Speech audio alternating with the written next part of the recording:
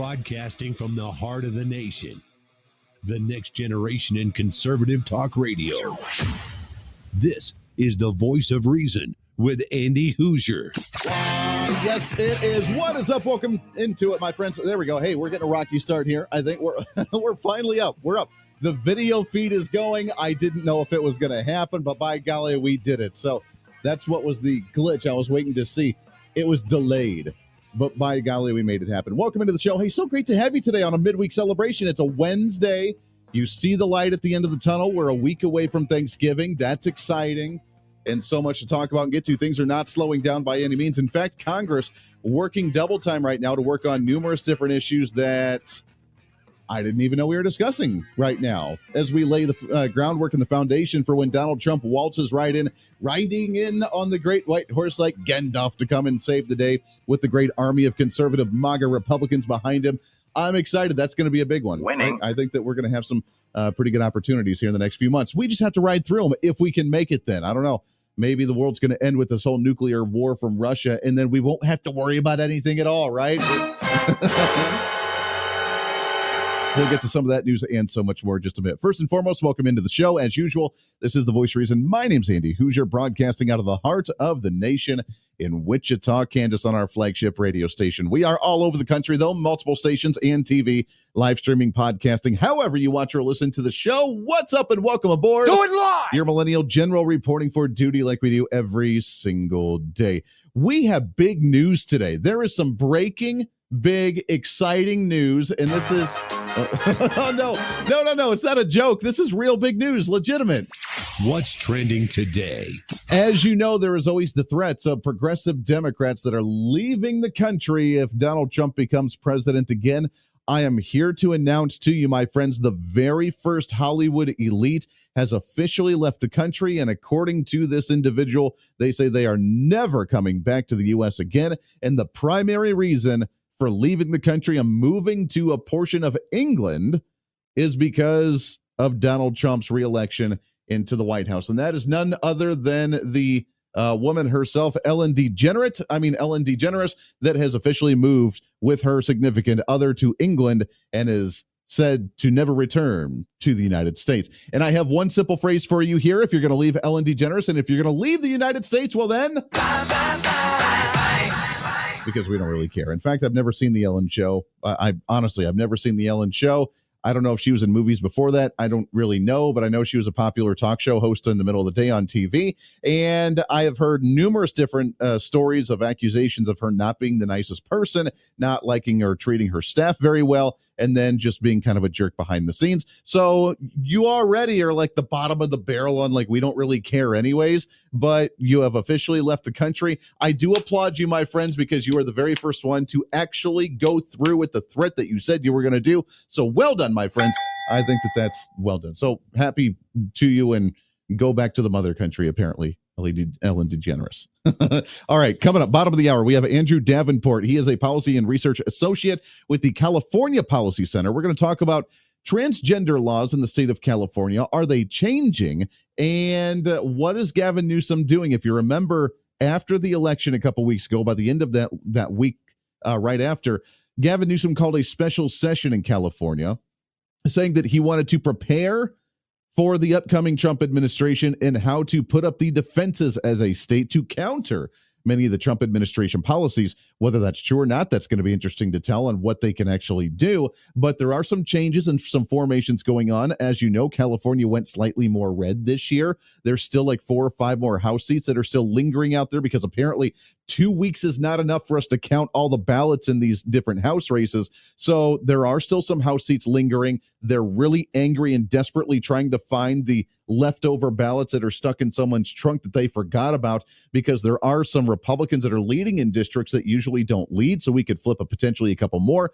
And the Democrats in California are absolutely losing their minds about what could happen in that state. So that being said, Gavin Newsom in the state legislature really working double time to really try and prepare themselves for the Donald Trump administration, what they can do to prevent, I don't know, like the deportations of criminals and MS-13 gang members that they supposedly just want to protect because they say that they're a sanctuary state or a sanctuary city in many cities across California to protect the said illegal migrants in the country. That being said, what's California going to do? And are people pushing back in the public education system or just in general when it comes to transgender laws for children and minors in the state of California? We'll talk about all that and more coming up at the bottom of the hour. Really interesting news coming out of Washington, D.C. today, though. And it's what's trending today. It's a little bit different conversation, but I'm glad we're having the conversation.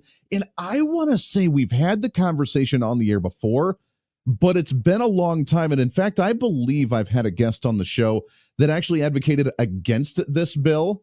And it was an interesting take on the argument for the opposition. But there's a big bill being discussed right now. It was being discussed in a House committee just today, actually, talking about the Credit Card Competition Act, where they're really trying to break up Master and Visa card as kind of being the duopoly. Because as you know, in the nation, we're not supposed to have monopolies in certain industries.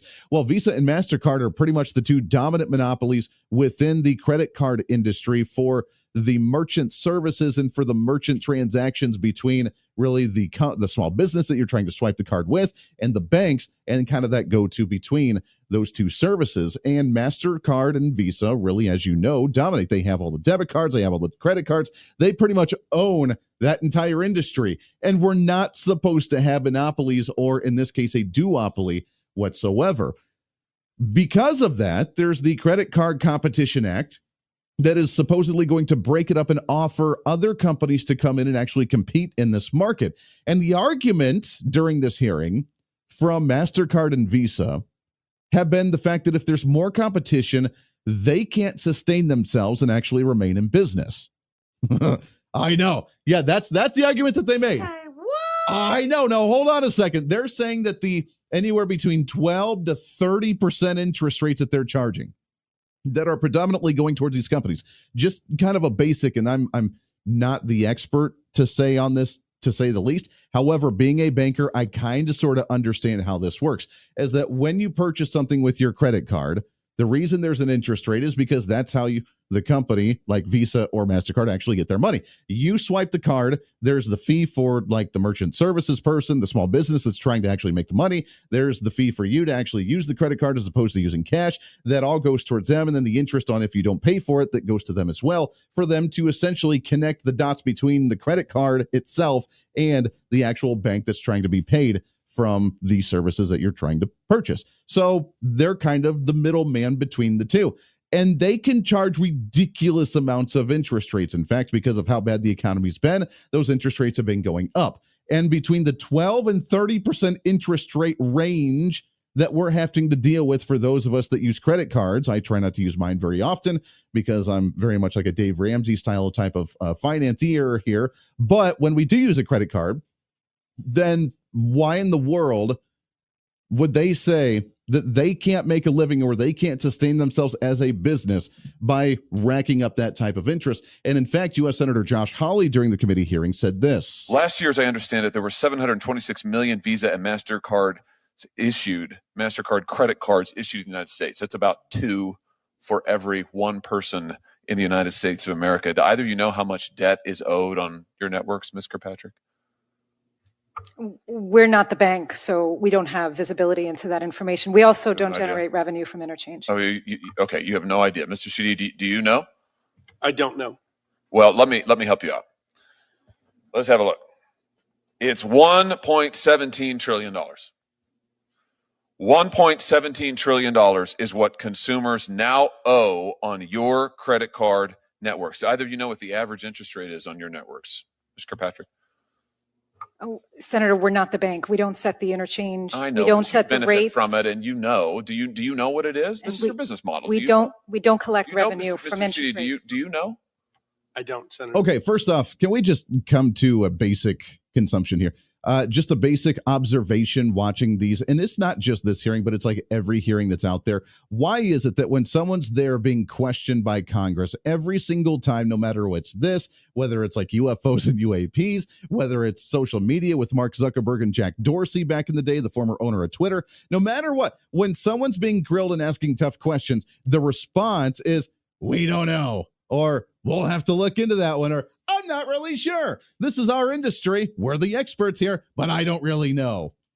The whole investigation with the Secret Service and assassination attempt. Hey, what really happened? I don't know. Well, aren't you the head of it? Well, yeah. Are you doing an investigation? Yeah, it's ongoing. So what have you found so far? I don't know. Can we just stop that? You're in Congress. You're testifying. Even if it doesn't make you look good, can we just have, I don't know, the truth? That would be really crazy, though, right? The truth actually coming out in Washington, D.C. Say, what? Come on, man. Let's continue, though, shall we? Because this is fascinating. Hey, well, we don't make revenue off the interest rates. Okay, so where does that money go? And do you know how much the interest rates really are? Well, I don't know.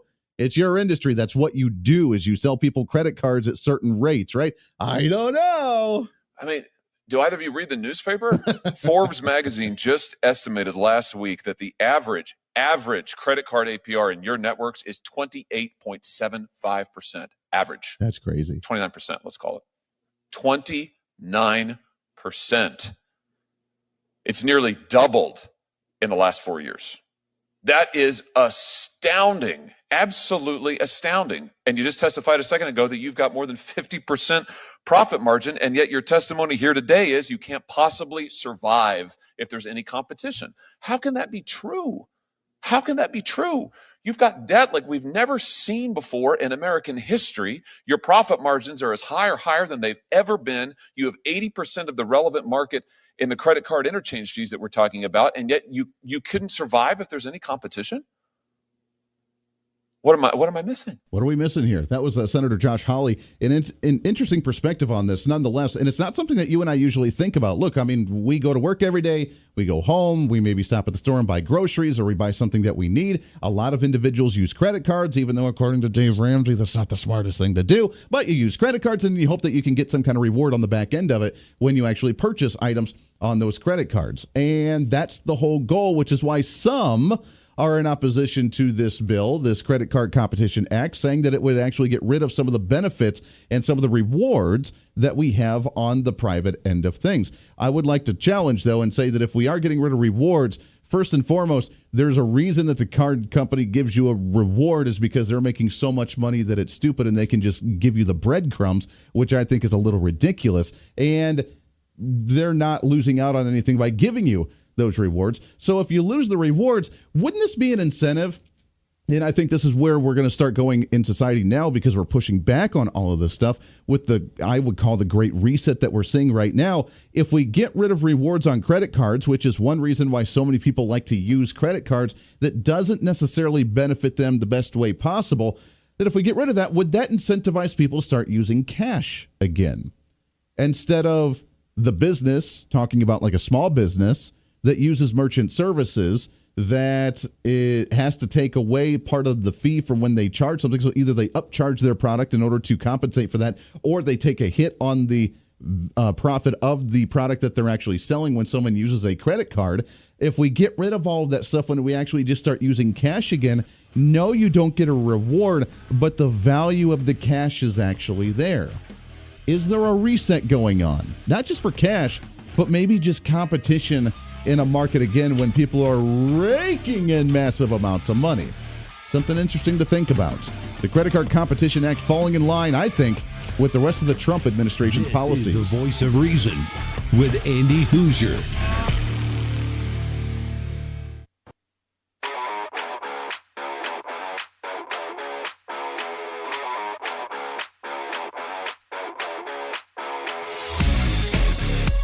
When reason meets radio.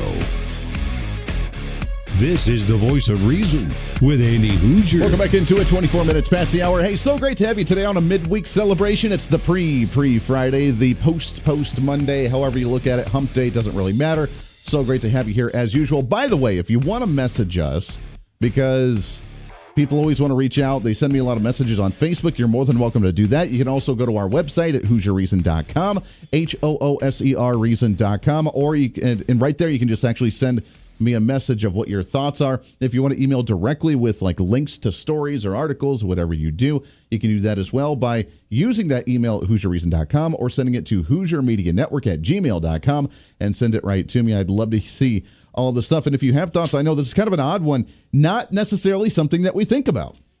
But yet there is what I'm calling the real Great Reset happening. The Great Reset, they tried to say was COVID-19, and they did reset society quite a bit, but we're resetting it back. We're hitting, if you remember, like the computer and the electronics, when you hold the little tiny reset button and just starting all over and wiping everything, that's what we're about to do here for the next 4 years. We are going to cut departments. We are going to cut government spending. We're going to get rid of, not like against the 1%. You know what? If you're making trillions of dollars as an organization every year, all the power to you, my friends. If you're making billions of dollars every year, then obviously you have some type of service or some type of product that people want and that the consumers demand. And good for you on that. That's awesome. That is the American way. That's the American success, right? I mean, that's what we want. However, there are very strict laws, and as you know, that the federal government is supposed to, at least theoretically, stay out of the private sector, the invisible hand of Adam Smith, right? The invisible hand of essentially not being very involved but overseeing slightly. There are very few duties of what the federal government's supposed to be doing, and that is foreign policy, which we are terrible at right now. That is immigration, which we are terrible at right now. That is national defense, which we are terrible at right now. And that is not getting involved in the private sector, except for making sure that there are no monopolies in an industry, because that's the only way to make sure there are no monopolies in the industry. If a business, or in this case, a duopoly of two businesses, essentially buy off and kill every opponent out there because they have the money to do so, that's not how the functioning system's supposed to work. So government has to look at it and say, hey, let's break this up a little bit. Let's throw in some new businesses. Let's create some competition. That way the rates go down. That way the quality goes up and you have more choices. Kind of like what we're going to do in healthcare. As we start working and reforming Obamacare, because apparently it's not going to go away, but we can kind of restructure it just a little bit. And with this Credit Card Competition Act, it sounds like that's exactly what we're doing, breaking up Master and Visa card to where there might actually be other companies that can actually host these credit cards or debit cards for you, that can actually do these transactions for you. And with more competition, then guess what? Like anything else, you have to compete. And if you don't compete with a better rate than somebody else, you're going to go out of business. It's a wild concept, right? That's what free markets are about. And I think we've kind of forgotten that fact. We've kind of forgotten what free markets actually look like, for sure. We'll keep you apprised as this conversation goes on, but this Credit Card Competition Act, I know has been in the works for a while, but to me, it's falling right in line with what Donald Trump's trying to do right now, which is make the private sector zing, and we can zing better without a monopoly taking over absolutely everything. On the same front, there was also a comment that was made today by none other than Mr. Squirrel Cheeks himself. I think the Biden administration has been too slow if they really want to help Ukraine win. Finally, belatedly, they did something yesterday that the Speaker and I suggested they do 6 months ago, which is let them use the ATACMS in the way that they think best helps them win the war. Did he just say ATACMS? We're going to let them use the ATACMS. Yeah. Thank you, Mitch McConnell, for wanting to start World War III when Putin said that that's not going to be acceptable. And now we're essentially actively involved in a conflict instead of just backhandedly supporting and financially supporting a nation during a conflict. No, now we're physically involved. Thank you very much for that, Mitch. Appreciate that. This is the Voice of Reason with Andy Hoosier.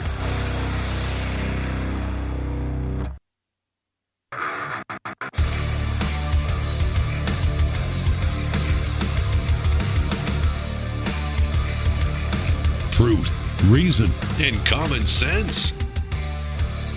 This is the Voice of Reason with Andy Hoosier.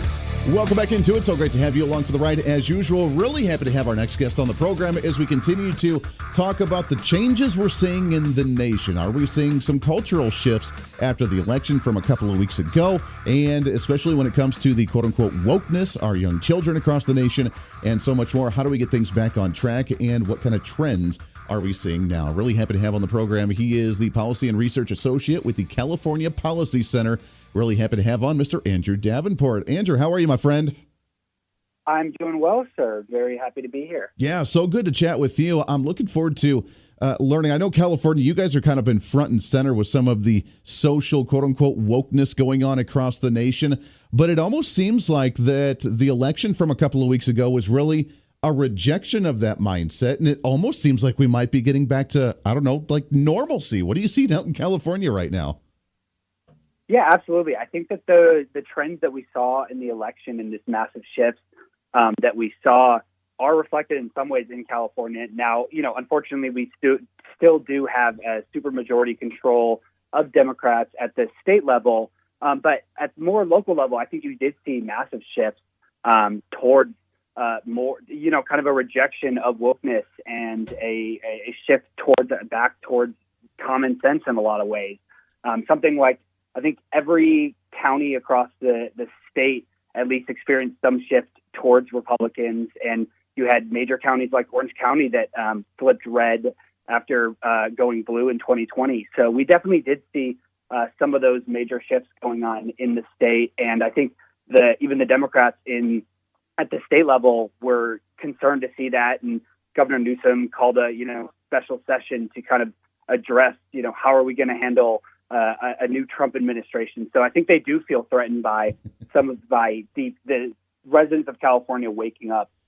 Yeah, it is interesting to watch. I heard about the special session that Governor Newsom had called in California, trying to counter some of it. What would that potentially look like? I mean, I know that we live in sovereign states. Obviously, we have the concept of federalism, that you can essentially do what you want to at the state level. There's roles for the states, there's roles for the federal government, and most social issues, in my opinion, should be brought down to the state level because the federal government shouldn't be regulating morality or that type of thing at the federal level. But what would a new California look like, and what would they potentially put up as a blockade against laws coming down from Donald Trump and the feds at a state level in California, do you think?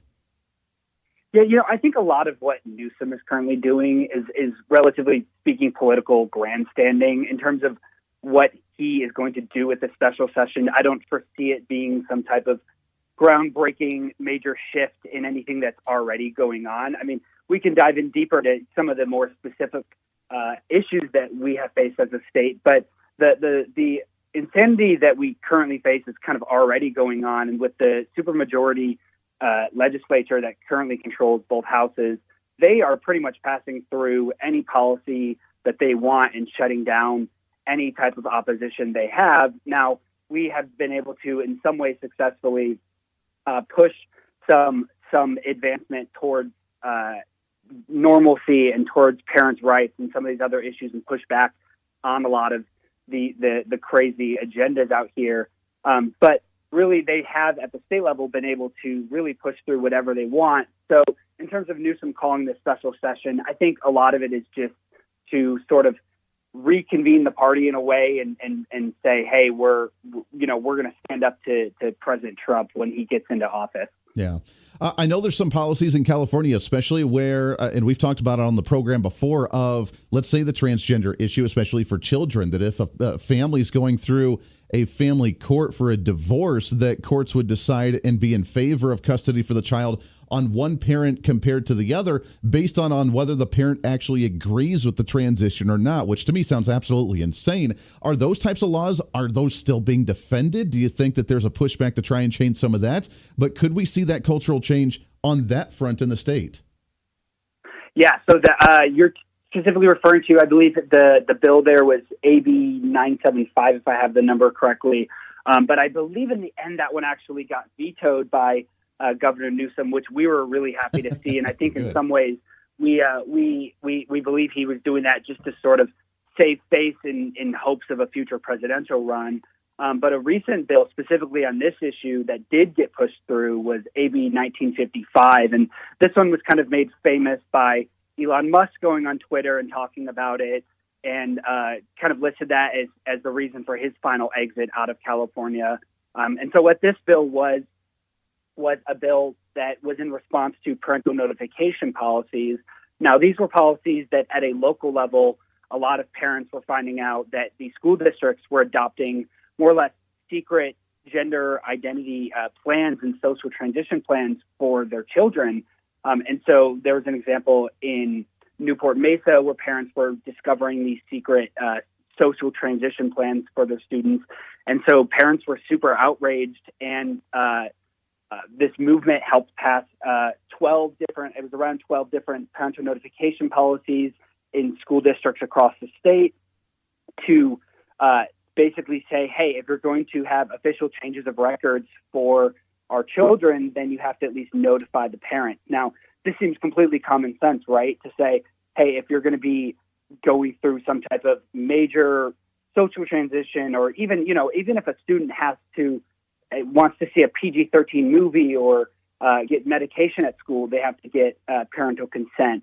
So the idea that doing some type of social transition wouldn't require that was absurd to these parents. And so these school districts passed these parental notification policies, and the governor and the attorney general felt super threatened by this and worked with the legislature to basically push through this AB 1955, which bans parental notification policies and prevents these school districts from notifying parents, which basically ingrains into law that these school districts can lie to parents. And when these types of transitions are going on with their students, the school district can keep these secret files on their students. And when that bill did get pushed through, it was actually a gut and amend, where they basically took a previous bill after it had already passed out of committee and completely gutted it, replaced the language, pushed through this AB 1955 with very little debate. And that's the current policy that we now face as a state. And luckily, it's being challenged at the state and federal level and such with different lawsuits. But yeah, there's definitely a significant threat here still. And I think that the election, luckily, I think we're seeing people push back on a lot of this stuff. Wow. It's so wild, Andrew, that we even have to have these kind of conversations, because to me, 20 years ago, if we would have had these conversations about what we would be doing in public schools, we'd be scratching our heads and saying, no, that's completely crazy. There's no way we would allow this kind of stuff to happen in our public schools, which is wild. We're talking with Andrew Davenport. He's a policy research associate with the California Policy Center.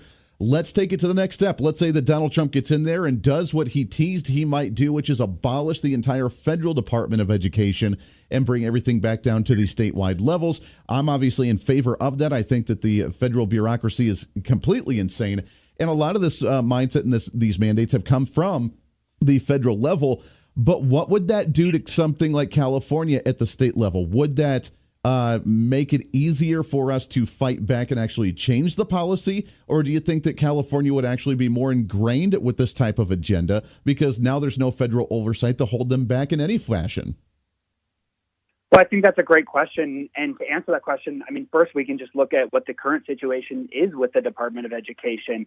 I mean, as far as these policies go, there's been little to no pushback from the federal government. And so the idea that, even under a Trump administration, that the federal government is going to be able to have significant sway over these policies through the Department of Education, I definitely am somewhat questionable of. And so I think that really the place we have found the most success with fighting these battles against a lot of this kind of woke culture and a lot of these really extreme policies is really at the local level. So with these parental notification policies, we're able to really bring to light the absurdity and the hypocrisy from a lot of the Democrats and say, hey, you guys don't actually really care about children. What you care about is just your political agenda and using, kids as kind of pawns in that.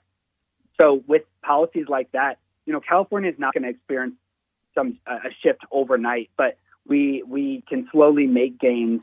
And we've really found that at the local level, we've successfully been able to do that. And so I think shifting power away from the federal government is great, but then you take it one step further and shifting power away from the state and towards local government. We had a situation in the previous session where they were basically trying to take away the power from the state superintendent and give it back to the governor. And so you just have all these situations where they're basically trying to remove more local control and across the board. Yeah.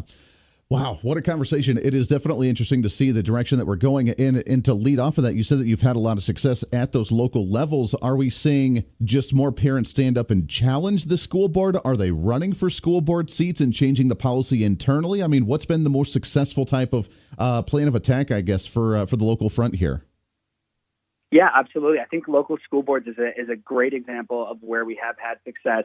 The Orange County School Board, for example, used to be largely controlled by the left, and now it's swung majorly towards pro-parental rights and towards pro-charter schools, and just opening up a lot of that freedom for parents to make the best decisions for their children. There was a number of different school districts and school boards across the state that flipped, and now are going to be controlled by people who support parental rights with the new school board members going in. So, yeah, school boards continue to be an amazing place to implement these changes. And obviously at the state level, they feel threatened by that, and they're going to continue to kind of try to throttle that. But that's why we're pursuing, litigation against things like AB 1955. Yeah, imagine that. A lot of the change happening at that local school board level, the local community, which is where activism all takes place. Got to take a break. Hang on the line, Andrew. Right back here on The Voice of Reason.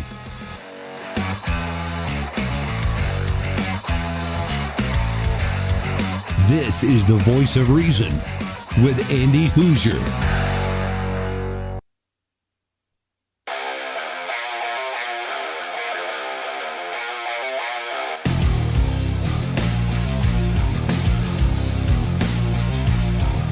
America's safe space for common sense. This is The Voice of Reason with Andy Hoosier. Welcome back into it. It is The Voice of Reason. So great to have you along for the ride today. Really happy to have as we continue our conversation on with Andrew Davenport with the California Policy Center as we talk about public education. Let's shift gears a little bit, Andrew, and let's talk about the other alternatives that are out there. I live in Kansas, and we're actually apparently one of the leading states in the nation for micro-schooling. It's like private schooling from kids all around the street, and different parents take turns doing certain educational courses with them. We have the private schooling in general. We have charter schools. We have private schools. There's so many other options.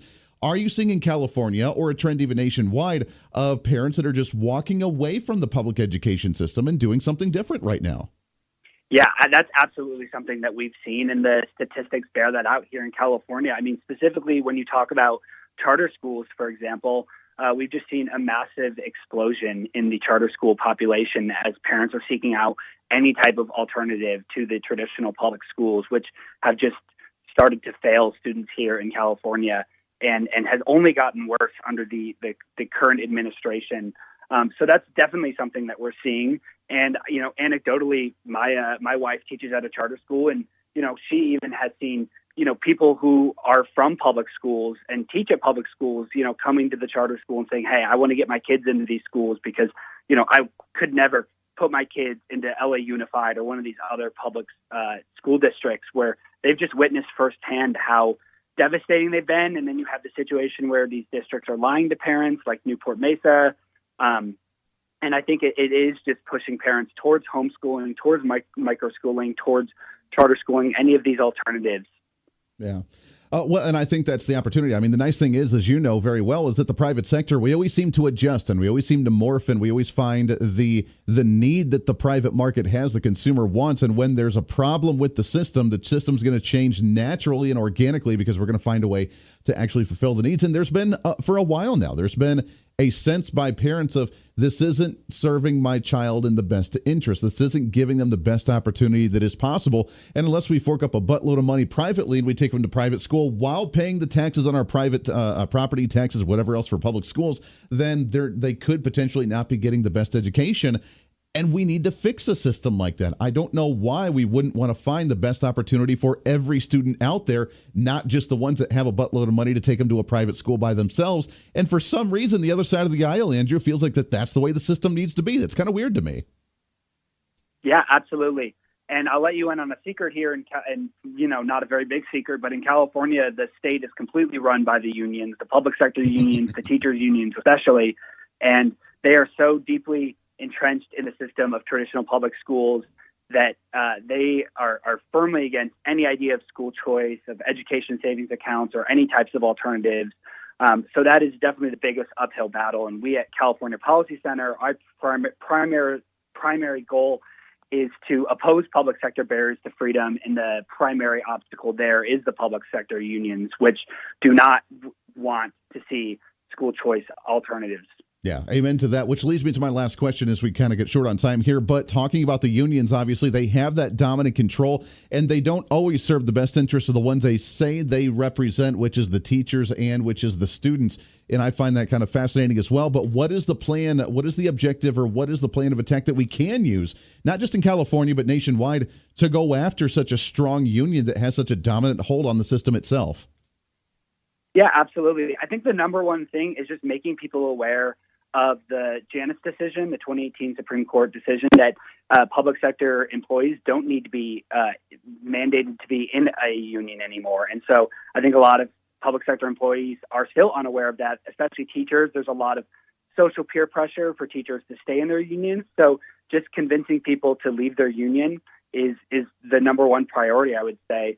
These unions are deeply entrenched in the system of traditional public schools and oftentimes don't have the best interest of the students, oftentimes are out there going on strikes for things like climate justice or supporting, different extremist organizations in the Middle East or things like that. And their priorities are so off from actually, educating the students. So going after the teachers' unions, going after public sector unions, but also recognizing that the unions are different than the teachers, and teachers are amazing, and we need to support them. And the best way we can is by getting them to leave their union.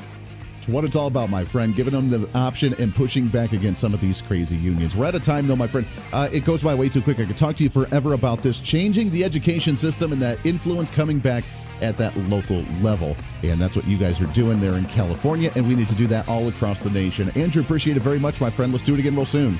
Yeah, absolutely. Thank you so much for having me. You betcha. Absolutely. We're out of time, though, my friends. Back at it again tomorrow for a pre-Friday celebration. Until then, be your own voice of reason. As we always say, be that catalyst for change in your local community. This is The Voice of Reason. I'm Andy Hoosier. We'll see you on the radio. Bye.